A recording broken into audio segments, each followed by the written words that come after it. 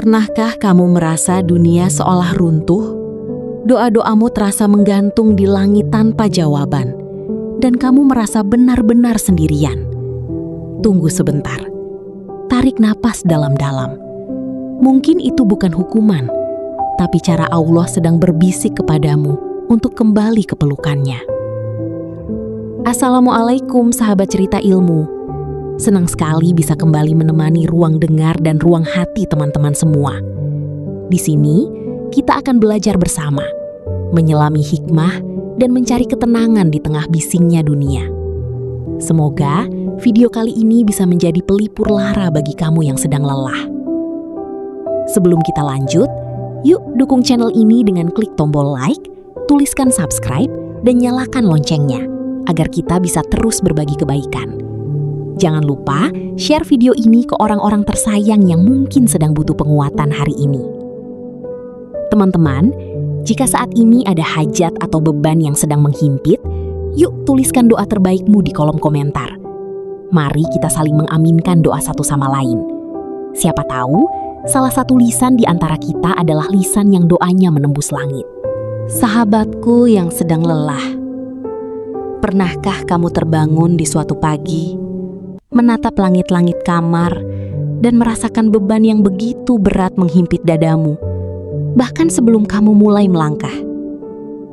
Ada sebuah fase dalam hidup di mana kita merasa seolah-olah seluruh dunia berkonspirasi untuk menjatuhkan kita. Rencana yang disusun rapi berantakan, pintu-pintu kesempatan tertutup rapat, dan doa yang kita langitkan siang malam terasa seolah hanya memantul di langit-langit, tak kunjung sampai ke arsy-Nya. Pada momen itulah, kita sering merasa sendirian.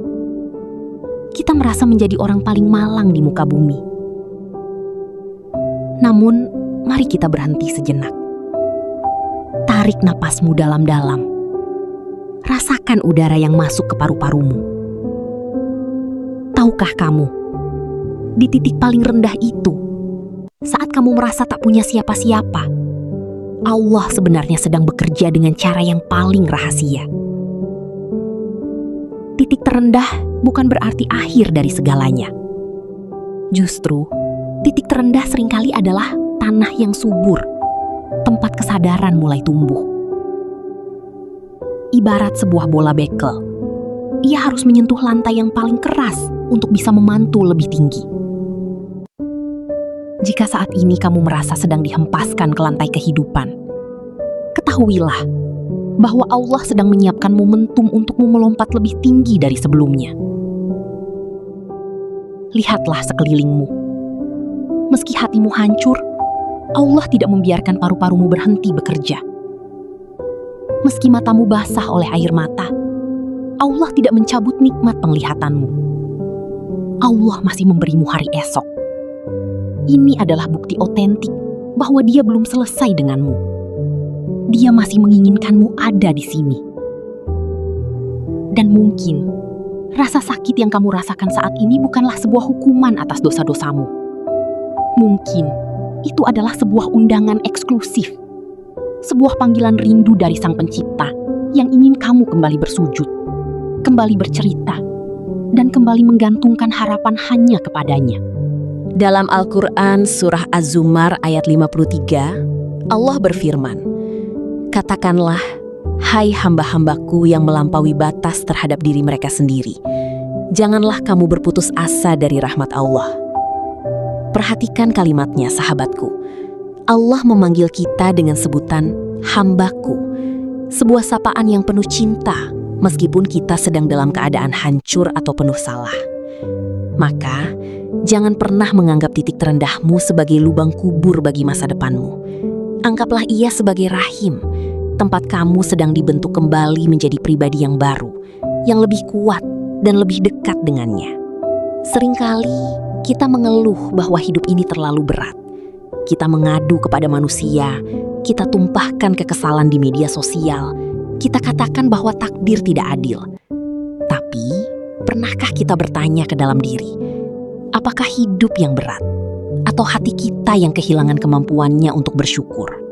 Sahabat cerita ilmu, beban di pundak kita mungkin memang nyata, Tapi yang membuat pundak itu patah bukanlah beratnya beban, melainkan lemahnya sandaran hati kita.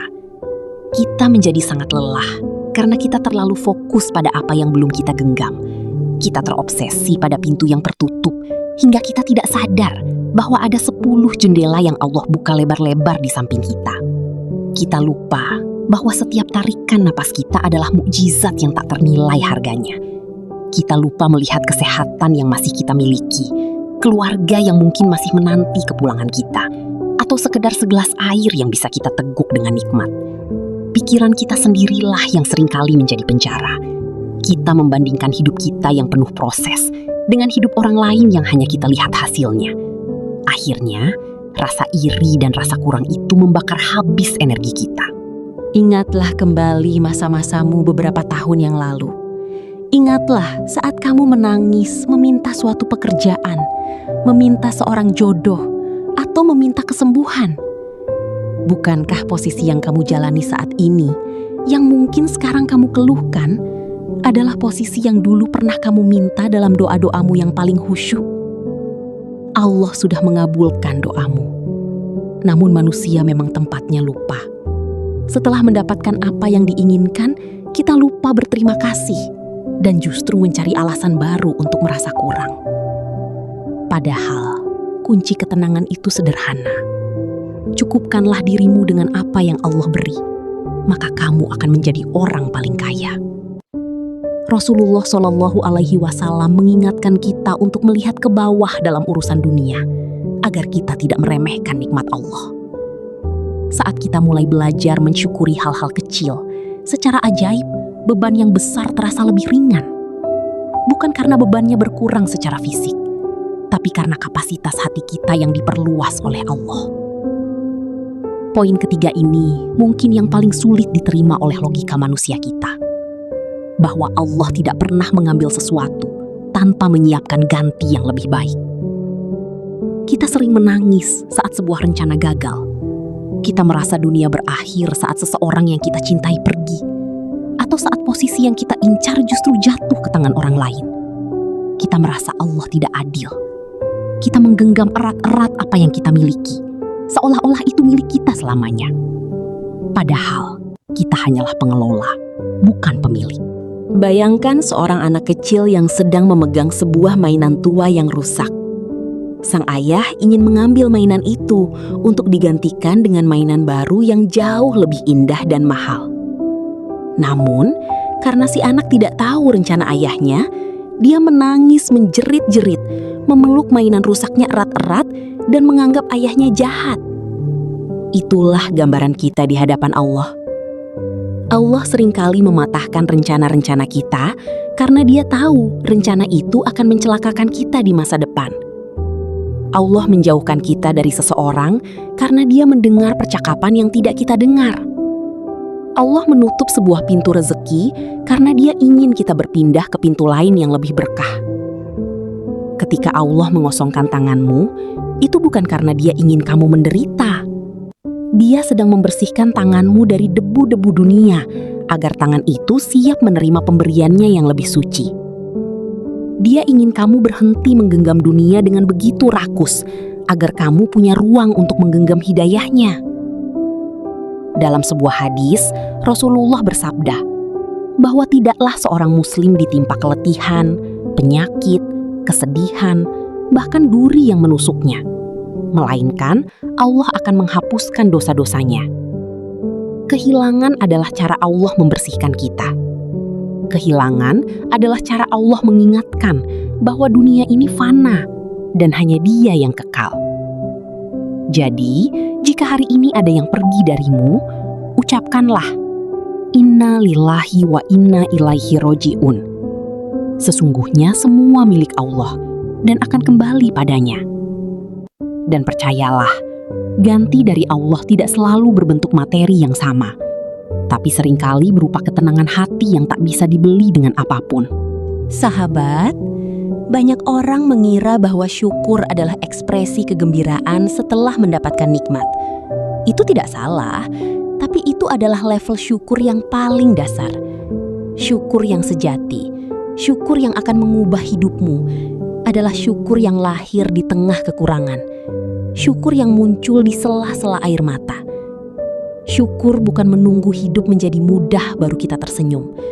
Syukur adalah alasan mengapa kita tetap bisa tersenyum meskipun hidup sedang sangat sulit. Syukur adalah bentuk kepercayaan tertinggi kepada Allah. Saat kita bersyukur di tengah ujian, kita sebenarnya sedang berkata kepada Allah, "Ya Rob, aku tidak mengerti mengapa ini terjadi. Aku terluka, tapi aku tahu Engkau adalah sebaik-baiknya perancang skenario. Aku ridho pada keputusanmu." Inilah yang disebut dengan qanaah, sebuah kekayaan hati yang tidak akan pernah habis. Ketika kamu mulai bersyukur dalam kondisi sulit, perlahan-lahan hati yang retak itu akan mulai menyatu kembali. Kamu akan menemukan bahwa kebahagiaan itu tidak ada hubungannya dengan saldo rekening, jabatan, atau validasi orang lain. Kebahagiaan itu ada pada koneksi antaramu dengan Allah. Pernahkah kamu melihat seseorang yang hidupnya sederhana, rumahnya kecil, makannya seadanya, tapi wajahnya selalu memancarkan ketenangan? Dan di sisi lain, ada orang yang memiliki segalanya tapi hidupnya dipenuhi kecemasan dan ketidakpuasan. Perbedaannya hanya satu: syukur. Syukur itu seperti lentera di dalam gua yang gelap. Ia tidak langsung menghilangkan kegelapan, tapi ia memberimu cahaya yang cukup untuk melihat langkah kaki berikutnya, agar kamu tidak tersandung. Allah telah berjanji dengan sangat tegas dalam surah Ibrahim ayat 7. La in syakartum la azidannakum. Jika kamu bersyukur, pasti akan aku tambah. Janji Allah adalah kepastian. Jika hari ini kamu merasa kurang, coba periksa syukurmu. Jangan-jangan Allah menahan tambahan nikmat karena kita masih sibuk mengkufuri nikmat yang ada.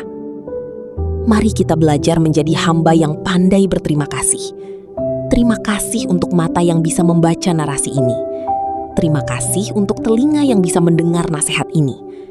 Terima kasih untuk hati yang masih bisa merasakan getaran iman. Syukuri luka itu, karena luka itulah yang membuat cahaya hidayah bisa masuk ke dalam relung jiwamu. Sahabat cerita ilmu yang dirahmati Allah, seringkali kita bertanya-tanya, bagaimana mungkin seseorang bisa tetap tenang di tengah badai yang begitu hebat? Kita melihat ada orang yang kehilangan segalanya, kehilangan pekerjaan, kehilangan harta, bahkan kehilangan orang tercinta. Namun di wajahnya tidak nampak gurat keputusasaan yang menghancurkan. Apakah mereka manusia super? Apakah mereka tidak punya rasa sakit? Jawabannya adalah tidak. Mereka tetap manusia biasa yang punya rasa sakit. Namun, mereka memiliki satu rahasia yang tidak dimiliki semua orang, yaitu syukur yang menembus logika. Sahabat, ada sebuah kekuatan ajaib dalam syukur. Syukur itu tidak mengubah angka di saldo rekeningmu secara instan. Syukur tidak secara otomatis menghapus tumpukan utang atau menyembuhkan penyakit dalam seketika. Masalahnya mungkin masih ada. Keadaannya mungkin belum berubah 1 inci pun. Namun, ketika syukur itu masuk ke dalam dada, ada sesuatu yang berubah secara radikal di dalam sana. Ada ketenangan yang tidak bisa dijelaskan oleh ilmu pengetahuan. Sebuah rasa lapang yang membuat beban seberat 1 ton terasa seperti seringan kapas. Mengapa? Karena syukur mengubah sudut pandang. Syukur membuat kita tidak lagi fokus pada mengapa ini terjadi padaku, melainkan pada apa yang ingin Allah ajarkan padaku melalui ini. Bayangkan sebuah gelas yang berisi air setengah. Orang yang kufur akan meratap, mengapa gelas ini setengah kosong? Ini tidak adil. Namun, hati yang bersyukur akan berbisik, Alhamdulillah, aku masih punya air setengah gelas untuk menyambung nyawa. Airnya tetap sama, volumenya tetap sama, tapi rasanya di dalam hati berbeda 180 derajat. Ketahuilah bahwa ketenangan itu bukan datang dari dunia yang tenang. Dunia ini memang tempatnya kekacauan. Ketenangan itu datang dari hati yang sudah selesai dengan takdir Allah. Hati yang menyadari bahwa syukur bukan hanya dilakukan saat kita senang, tapi justru syukur adalah obat saat kita sedang terluka. Syukur menyembuhkan keadaan dalam, sehingga meskipun dunia di luar sana sedang porak-poranda, kerajaan di dalam hatimu tetap kokoh karena bersandar pada Yang Maha Kokoh. Sahabatku, mari kita bicara jujur. Kapan terakhir kali kamu benar-benar berterima kasih kepada Allah karena kamu masih bisa bernapas pagi ini? Kapan terakhir kali kamu bersujud syukur karena jantungmu masih berdetak tanpa perlu kamu perintah? Kita seringkali menjadi hamba yang buta karena terlalu silau oleh cahaya dunia. Kita menganggap nikmat itu hanya jika ada uang masuk ke dompet atau jika keinginan kita terpenuhi. Kita lupa bahwa ada ribuan, bahkan jutaan nikmat yang bekerja dalam diam di tubuh dan hidup kita. Pernahkah kamu membayangkan jika Allah menagih biaya untuk setiap liter oksigen yang kita hirup? Pernahkah kamu membayangkan jika Allah memberikan masa sewa pada penglihatanmu? Di titik terendah, Allah sebenarnya sedang mempertajam penglihatan batin kita. Dia sedang memadamkan lampu-lampu dunia yang menyesatkan agar kita bisa melihat cahaya-cahaya kecil yang selama ini kita abaikan. Lihatlah tanganmu, ia masih bisa bergerak. Lihatlah orang-orang di sekitarmu. Mungkin ada ibu yang masih mendoakanmu. Ada kawan yang diam-diam mengkhawatirkanmu. Atau ada orang asing yang tersenyum padamu. Hal-hal kecil ini, sahabat, adalah bukti bahwa Allah tidak pernah meninggalkanmu sendirian. Dulu, saat hidup kita di atas, kita mungkin terlalu sombong untuk melihat hal-hal sepele ini. Kita merasa semua itu adalah hak kita.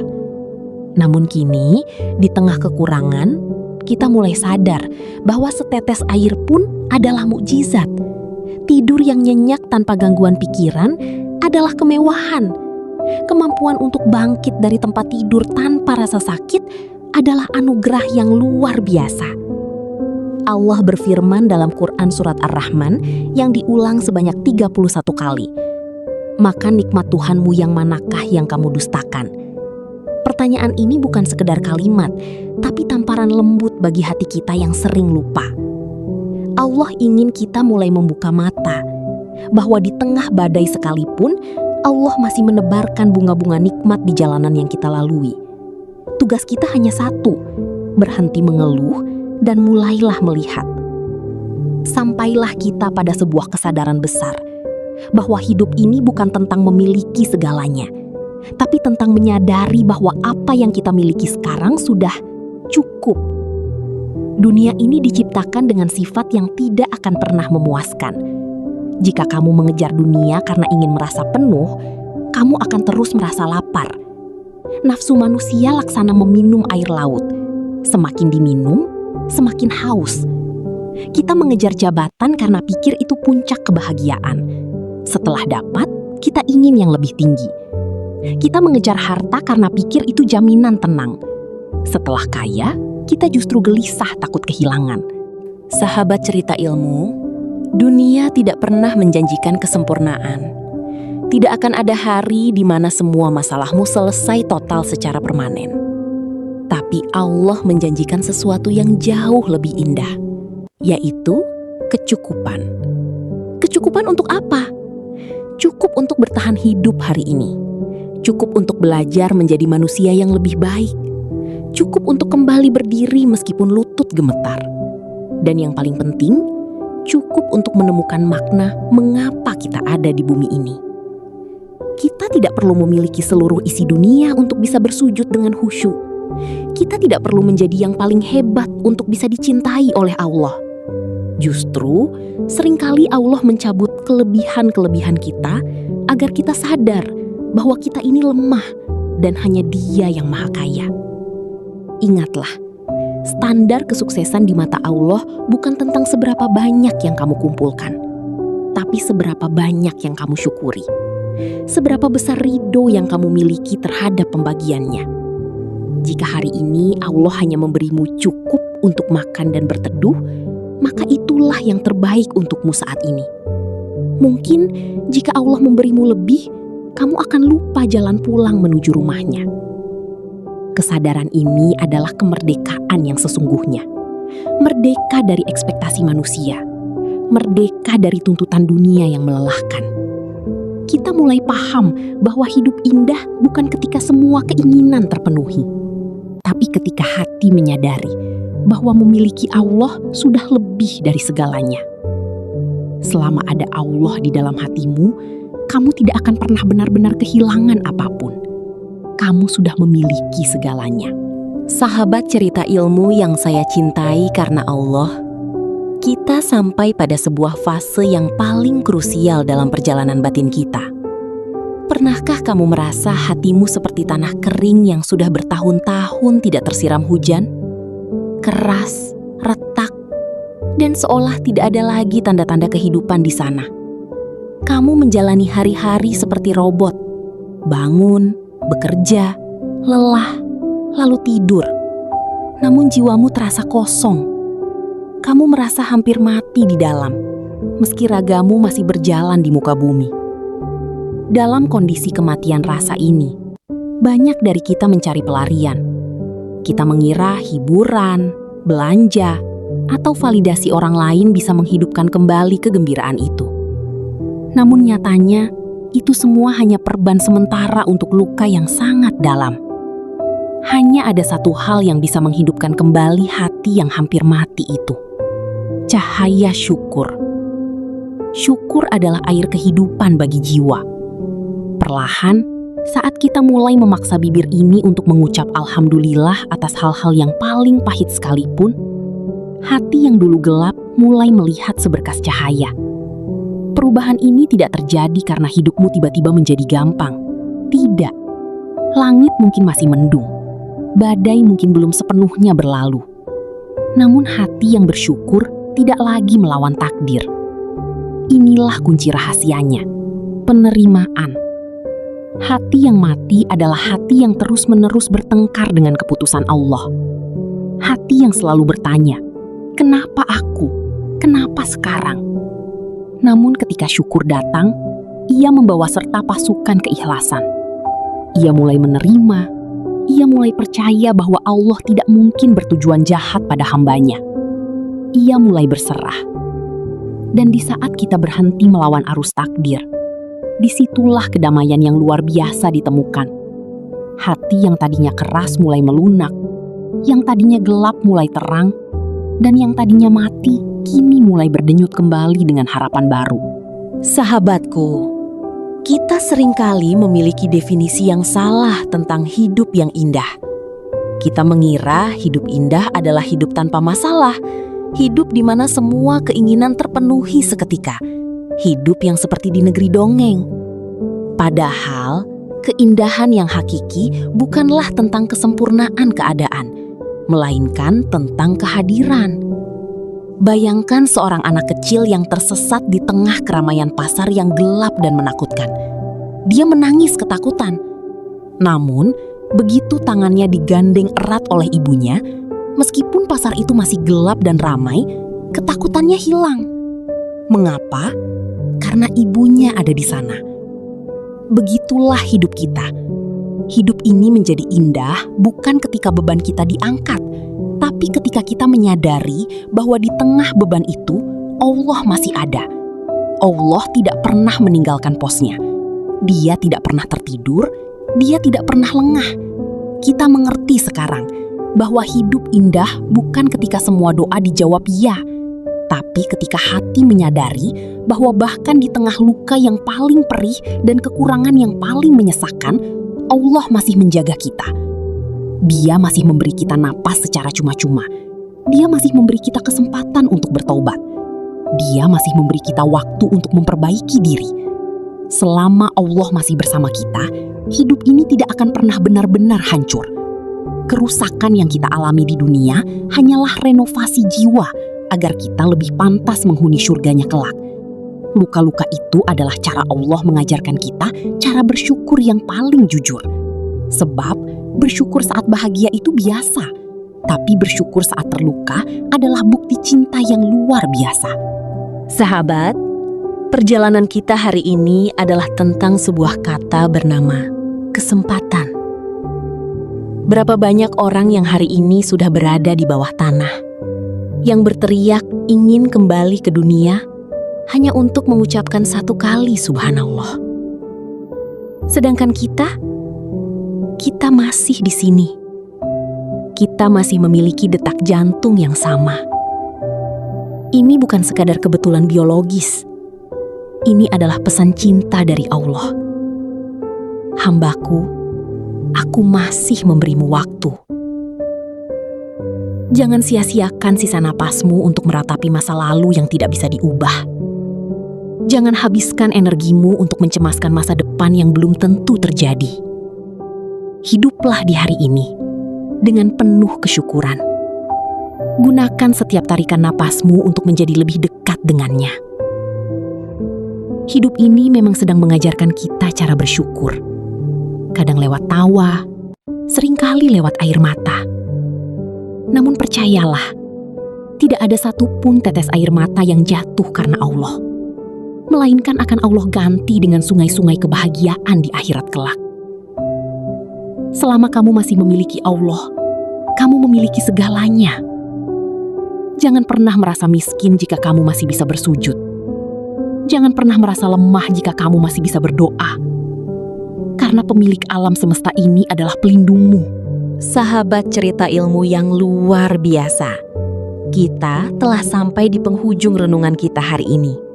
Namun, saya harap ini bukanlah akhir, melainkan awal bagi langkah barumu yang lebih ringan. Jika hari ini kamu pulang dari video ini dengan hati yang lebih lapang, itu bukan karena kata-kata saya, melainkan karena Allah telah mengizinkan cahayanya menyentuh jiwamu. Ingatlah satu hal ini.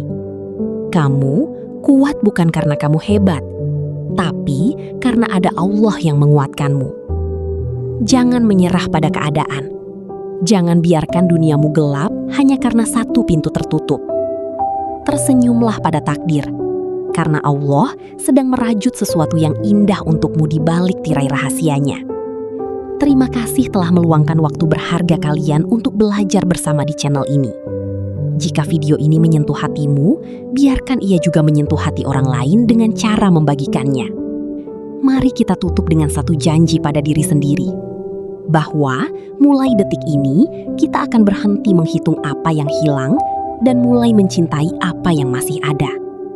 Sampaikan salam hangat saya untuk keluargamu di rumah. Semoga Allah memberkahi setiap langkahmu, menyembuhkan setiap lukamu, dan mengumpulkan kita semua dalam ridhonya. Sampai jumpa di channel penuh hikmah berikutnya. Tetaplah bersyukur, karena dengan bersyukur, kamu tidak akan pernah merasa kekurangan. Wassalamualaikum warahmatullahi wabarakatuh.